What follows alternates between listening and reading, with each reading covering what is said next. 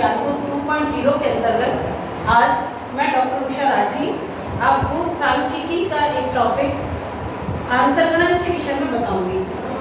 आंतरगणन क्या है, आंतरगणन किस तरह से निकाला जाता है, ये सब इस सब की इसमें चर्चा की जाएगी। मुख्यतः 2 विधियों से आंतरगणन निकाला जाता है। इन दोनों विधियों के बारे में मैं विस्तार से बताऊंगी। आंतरगणन क्या है? आंतरगणन होता है कभी बहुत सारी परिस्थितियों में ऐसा होता है कि जब डेटा कलेक्शन किया जाता है, सपोज हमने 1951 से लेके 2021 तक के जनसंख्या के डेटा कलेक्ट किए।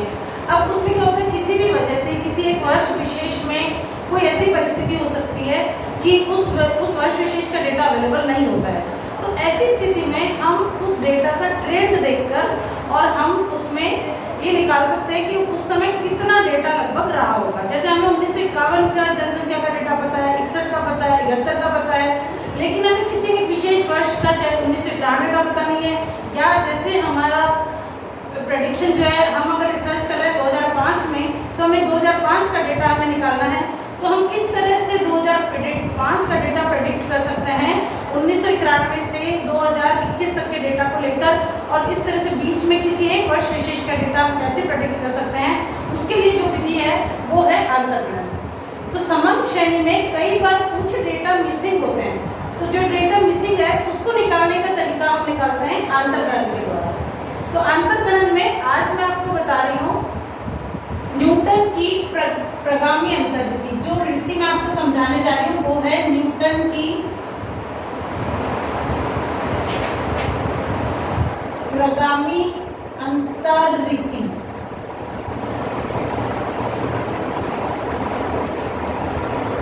आंतरगणन के अलग अलग तरीके हैं। द्विपद प्रमेय रीति है, न्यूटन की प्रगामी अंतर्रीति है, आगे लैग्रेंज की मेथड है। मुख्यतः आपके सिलेबस में जो न्यूटन की प्रगामी अंतर्रीति है, इसके विषय में मैं आपको बता रही हूँ आज। न्यूटन की प्रगामी अंतर्रीति आंतरगणन निकालने के लिए कब प्रयोग की जाती है? सबसे पहले आप ये ध्यान से समझ लीजिए कि इस रीति का प्रयोग कब किया जाएगा। इस रीति का प्रयोग तब किया जाएगा जब जिस वर्ष विशेष का डेटा हमको निकालना है, वो वर्ष विशेष का डेटा उस श्रेणी में नहीं है जिससे संबंधित तत्संबंधी अवयव निकालना है। इसको मैं और अच्छे से आपको बताती हूँ। एक्चुअली होता क्या है, 2 तरह का डेटा होता है। एक तो स्वतंत्र चर होता है और एक होता है निर्भर चर। स्वतंत्र चर हो गया, जैसे वर्ष है 1991, 2001, 2021, ये हो गए स्वतंत्र चर, क्योंकि इन पर हमारा बस नहीं, ये हमारे कंट्रोल में नहीं है। ये तो अपने हिसाब से 10-10 साल का तो वर्ष विशेष का डेटा लिए, तो वर्ष विशेष हो गया स्वतंत्र चर। तो इसमें क्या होगा, एक तो होगा स्वतंत्र चर और दूसरा होगा आश्रित चर। स्वतंत्र चर एवं आश्रित चर। स्वतंत्र चर को हम लिखेंगे x से और आश्रित चर को हम लिखेंगे y से। जैसे अलग अलग उम्र ले लिया हमने कि 0 से 5 साल का बच्चा, 5 से 10 साल की उम्र, 10 से 15 साल की उम्र, और इसमें इन बच्चों की खेलने की टेंडेंसी कितनी है या उनका इंटेलिजेंस क्वोशिएंट कितना है। तो जो उम्र हो गई वो हो गया तुम्हारा स्वतंत्र चर, उस पर तुम्हारा बस नहीं, वो तो तुमने ले लिया कि। और उसके बाद ये जो हमने दूसरा डेटा लिया है कि उसमें कितना खेलने की टेंडेंसी है या कितना स्वस्थ रहने की टेंडेंसी है या क्या उनकी जीवन प्रत्याशा कितनी है, कितनी उम्र तक वो लगभग जीते हैं, तो वो हो गया तुम्हारा आश्रित चर। तो सबसे पहले तो स्वतंत्र चर एवं आश्रित चर का आप लोगों को निर्धारण करना है कि या जैसे हमने कहा कि 2001 में इतनी बारिश हुई थी, 2 में इतनी बारिश हुई, 3 में इतनी बारिश हुई, तो इसमें तुम्हारा स्वतंत्र चर कौन सा हो गया, वर्ष। जिसमें जो 2001 से लेकर 10 तक का हमने अगर वर्षा उसमें कितनी हुई इसका डेटा हमने लिया, तो वर्ष तो हो गया तुम्हारा स्वतंत्र चर। और आश्रित चर क्या हो गया, वर्षा की मात्रा कितना रेन उसमें हुआ उस वर्ष विशेष में, वो हो गया तुम्हारा आश्रित चर। तो सबसे पहले तो स्वतंत्र चर और आश्रित चर का निर्धारण करना है। उसके बाद इस न्यूटन की प्रगामी अंतर्रीति में जो प्रक्रिया काम में ली जाती है उसके बारे में आप विस्तार से मैं बता रही हूँ। सबसे पहला तो हम क्या करते हैं, संकेताक्षर का प्रयोग करते हैं। प्रक्रिया समझा रही हूँ मैं आपको कि इस प्रगामी अंतर्रीति में आपको क्या करना है। तो सबसे पहले तो संकेताक्षर से इसको रिप्रेजेंट करना है।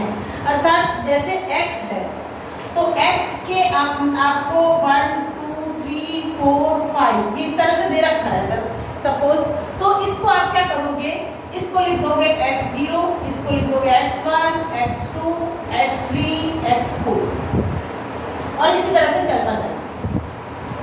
तो सबसे पहले तो जो स्वतंत्र चर है उसको हमने क्या किया, उसको उस पूरी सीरीज को हमने संकेताक्षर से बना दिया। x के सारे डेटा को x0, x1, x2, x3, x4 लिख दिया। इसी तरह से जो y जो होगा डेटा उसको भी मान लो ये y जो है वो है 40, 20, 21, 18, 21, 25 y श्रेणी जो है ये इस तरह से दे रखी है। तो इस y को भी हम क्या करेंगे, संकेताक्षर से लिख देंगे। y को भी हमने क्या किया, इधर हमने लिख दिया y0, y1, y2, y3, y4। तो एक श्रेणी स्वतंत्र श्रेणी है और एक श्रेणी आश्रित श्रेणी है, ये आपको बता दिया मैंने अच्छे से। इसमें अपने इस एग्जाम्पल में मान लो x जो है वो है किसी वर्ष विशेष के डेटा है, ये 2001 है, 2002 है, तो इसको हमने सबसे पहला काम जो करना है हमको संकेताक्षर से लिख देना है। मतलब मान लो 5 डेटा दिया हुआ है तो 5 को लिख दिया x0, x1, x2, x3, x4, फिर y0, y1, y2, y3, y4। Nothing confusion in this, इसमें कुछ भी नहीं है। मैंने बताया आपको कि न्यूटन की प्रगामी अंतर्रीति आपको कब काम में लेनी है, जब आपका स्वतंत्र चर जो है उसके अंदर डिफरेंस जो दिया हुआ है वो बराबर होना चाहिए। मतलब जैसे 1991 का डेटा है, 2001 का डेटा है, 2011 का डेटा है, 2021 का डेटा है, मतलब तुम्हारा स्वतंत्र चर जो है उसके अंदर डिफरेंस बराबर होगा, तब ही इस रीति का प्रयोग हम कर सकते हैं। तो ये डिफरेंस बराबर होना चाहिए, सबसे पहली बात ये हो गई। उसके बाद ये हो गया कि अब इसके अंदर न्यूटन की प्रगामी अंतर्रीति कब प्रयोग होगी कि सपोज 1991, 2001, 2011, 2021 इन डेटा में से तुम्हें मान लो 2015 का डेटा निकालना है। अब 2015 कहाँ आएगा, 11 और 21 के बीच में कहीं आएगा, तो इससे संबंधित इसको लिखेंगे हम x से, जो जिसका डेटा आपको निकालना है उसको लिखेंगे हम x से, और इससे संबंधित ये निकालना है हमको y। मतलब इस पर्टिकुलर जैसे मान लो 1991 में इतनी बारिश हुई, इतनी हुई, ये मान लो ये मिलीमीटर में बारिश दे रखी है, तो 2015 में कितनी बारिश हुई इससे संबंधित निकालना है। तो इससे संबंधित जो है उसको लिखा हमने y से, ये हमको ज्ञात करना है। तो सबसे पहला काम इस न्यूटन की प्रगामी अंतर्रीति में क्या करना है, आपको संकेताक्षर से इसको रिप्रेजेंट कर देना है। दूसरी बात जो करते हैं हम इसमें, अब हमें इसमें अंतर सारणी बनानी है। ये अंतर सारणी में डिटेल में अभी आपको नहीं बताऊंगी क्योंकि इससे आपको कोई फायदा नहीं होगा, ये मैं जब करके बताऊंगी तभी आपको पता चलेगा कि ये अंतर सारणी क्या है। तो इसको फिलहाल अपन रोक देते हैं यहीं पर। उसके बाद अंतर सारणी बनाने के बाद तीसरा अपन करते हैं काम इसमें, थर्ड जो है ये है फॉर्मूला, x निकालते हैं। सबसे पहले हम x की वैल्यू निकालते हैं। x क्या होता है, x होता है आंतरगणन पद माइनस मूल पद, मतलब x0 बटा निकटवर्ती पदों का अंतर, निकटवर्ती पदों का अंतर, मतलब हुआ इसका x, ये हो गया x1 माइनस x0, अंतर्गणन पद कौन सा है, x किसे निकला, x1 minus x0 upon, sorry ये x माइनस x0 जिससे संबंधित ये वाला ये पद अंतर्गणन पद जिससे संबंधित हमें y का मूल्य निकालना है वो माइनस x0 कौन सा मूल पद, पहला पद, बटा, अब ये तो सभी पदों का अंतर एक जैसा है तो इसको लिख दिया हमने x1 माइनस x0। तो इस तरह से हमने क्या किया, इसमें x की वैल्यू निकाली है। ये सब तुम्हें करने से समझ में आएगा, अभी तुम्हें थोड़ा डिफिकल्ट लगेगा ये, लेकिन जब हम करेंगे इसको तब हमें पता चलेगा। और उसके बाद फॉर्मूला जो लगेगा yx, ये yx का फॉर्मूला होगा y0 plus x delta 10 plus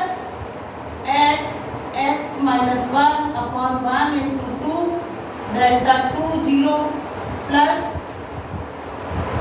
x minus 1 x minus 2 upon 1 into 2 into 3 delta 3 0 plus इस तरह से ये फॉर्मूला आगे बढ़ता जाएगा और ये y की वैल्यू आ जाएगी। बहुत डिफिकल्ट लग रहा है, निश्चित रूप से आपको ये पता नहीं चल रहा है क्या डेल्टा 1 0 है, क्या डेल्टा 2 0 है। चिंता की कोई बात नहीं है, एक एग्जाम्पल लेके मैं आपको बताऊंगी, एकदम आपको क्लैरिटी हो जाएगी कि ये क्या है। तो अपन पहले प्रक्रिया वापस से समझा रही हूँ एक बार। प्रक्रिया में क्या किया, सबसे पहले संकेताक्षर से इसको रिप्रेजेंट किया, उसके बाद x की वैल्यू निकाली, प्रगामी अंतर टेबल बनानी, x की वैल्यू निकाली, उसके बाद फॉर्मूला लगाया। अब हम इसको जल्दी जल्दी आगे थोड़ा करेंगे, हमारे पास समय थोड़ा कम रह जाएगा। एक एग्जाम्पल से मैं आपको बता रही हूँ कि क्या है, किस तरह से हमने इसको करना है, आगे कैसे हमको इसको पढ़ना है।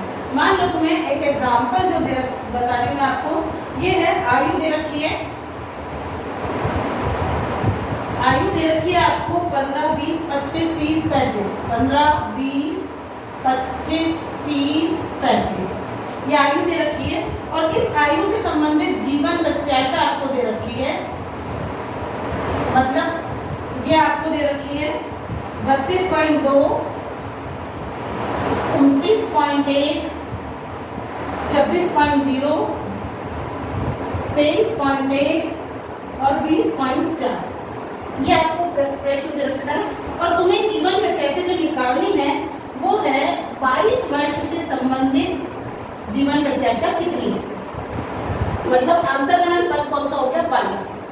ये आयु दे रखी है और आयु से इस आयु की जीवन प्रत्याशा ये दे रखी है। अब क्या क्या हमारे सबसे पहले मैंने तुम्हें बताया था क्या करना है, अपने को संकेताक्षर से लिखना है।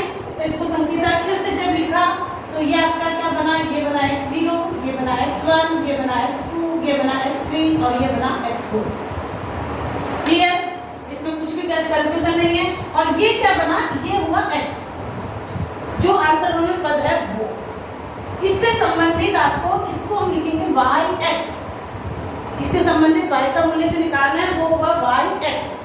अब ये देखिए आप, ये क्या हो गया, इसको भी ऐसे लिखना है, ये हो गया y0 y1 y2 y3 y4। इसमें कोई कंफ्यूजन नहीं है, ये बहुत आसान है कि आपको ये दो, ये इस तरह से ये दे रखी है आपको, ये आप इसको चाहे तो आप इसको इस तरह से लाइन कर लीजिए तो तुम्हें ज़्यादा अच्छे से समझ में आ जाएगी। ये हो गया। अब मैंने सेकंड स्टेप आपको बताया था अंतर सारणी बनानी है, अंतर सारणी, जिसके लिए मैंने आपको पहले छोड़ दिया था कि मैं आगे आपको बताऊंगी किस तरह से अंतर सारणी बनेगी। तो इसमें ये अंतर सारणी ऐसे बनेगी कि इसमें पहले बनेगा, इस अंतर सारणी में हमें क्या करना है, पहले बनेगा प्रथम अंतर, प्रथम अंतर फर्स्ट डिफरेंस।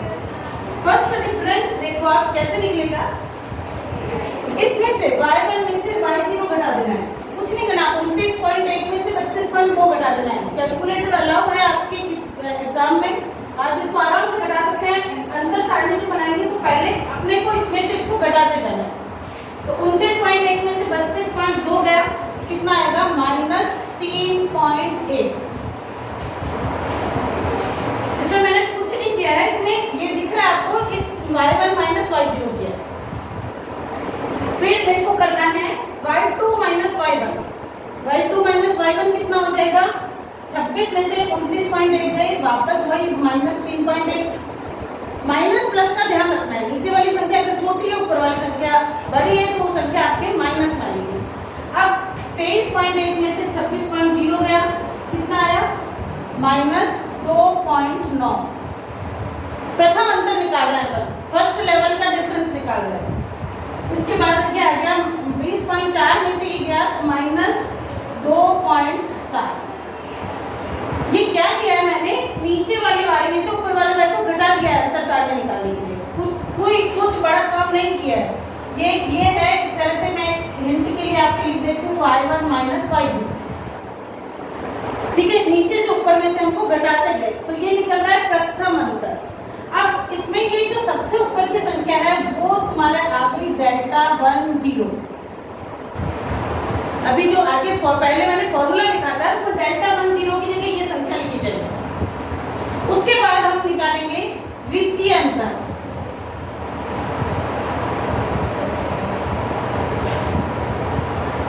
द्वितीय अंतर जब निकालेंगे सेम ऐसे ही करना है, नीचे वाली संख्या में से ऊपर वाली संख्या को माइनस कर देना है।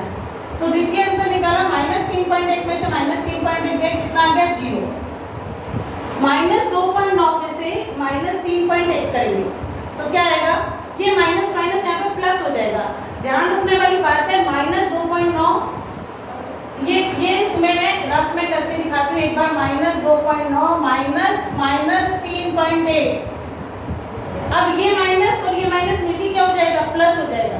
इस कंडीशन में अब तुम्हारे पास क्या आएगा, इसको इसमें से घटाओगे तो 3 बड़ी संख्या किसकी होगी, प्लस की होगी, तो ये आ गया 0.2। -2.9 में से -3.1 किया तो ये आ गया 0.2, और इसी तरह से -2.7 में से -2.9 किया तो वापस आ गया ये 0.2। क्लियर। नीचे से ऊपर वाली संख्या को माइनस किया है, कुछ बड़ा काम नहीं किया है। स्टेप्स ध्यान रखने हैं, प्रक्रिया आसान है।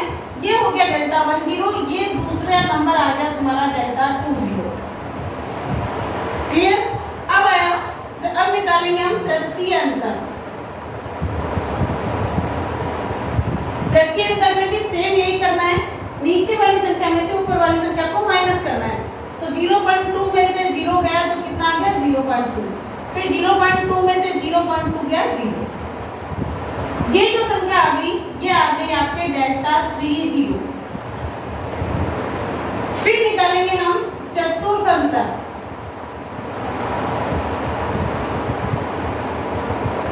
चतुर्थ अंतर निकालने के लिए भी वही करना है, 0 में से 0.2 गया तो माइनस का 0.2 आ गया, और ये आ गया आपके Δ40। ये है प्रगामी अंतर्गति के अंतर्गत अंतर सारणी, जो मैंने पहले छोड़ दी थी कि तो मैं बना के बताऊंगी, ये वो अंतर सारणी है। अब हमारे को क्या करना है, अब हमारे सेम है, ये तो सारणी बन गई। Δ10 की वैल्यू आ गई, Δ20 की आ गई, Δ30 की आ गई, Δ40 की आ गई। अब नेक्स्ट स्टेप हमें क्या करना है, फॉर्मूला लगाना है, जो फॉर्मूला मैंने आपको पहले बताया था वो। अब फॉर्मूला लगाने से पहले हमें एक क्या निकालना है, x की वैल्यू निकालनी है। x की वैल्यू कितनी आएगी, x की वैल्यू जरा बताओ मुझे निकाल के कि कितनी आएगी आपके। अंतर्गण पद कौन सा है 22, माइनस मूल पद कौन सा है 15।